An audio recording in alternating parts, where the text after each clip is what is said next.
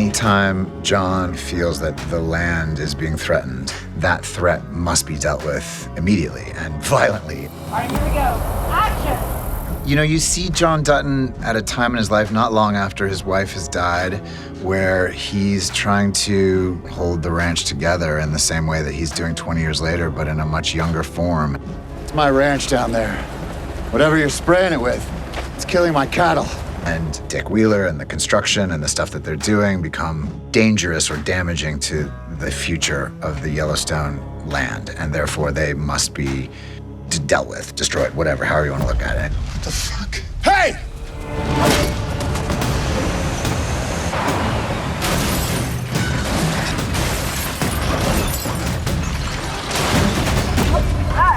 And then we have this incredible true story. In the late 90s, the US government decided to release wolves into the territory of Montana. Rather than use the indigenous wolves that were inherent to that land, they chose these huge wolves from Canada.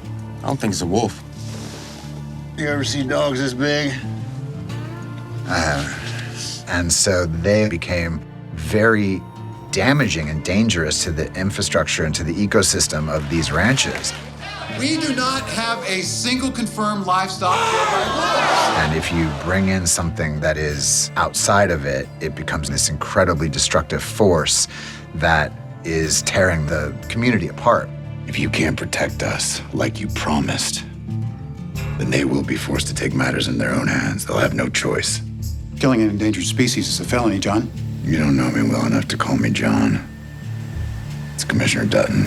You know, John Dutton, in his own way, is a much heavier, gruffer, and in some ways tougher character than you've seen Kevin play before. And I think he has fallen into it with such power and such, again, like a dignity and a weight. And so to me, it was like, how do I find that and make sure that when you watch the flashbacks, they're both seamless, but you're not distracted by them.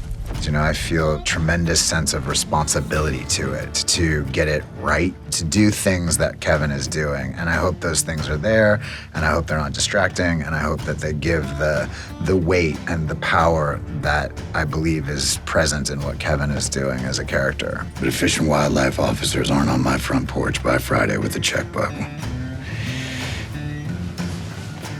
you're gonna get to know me real well.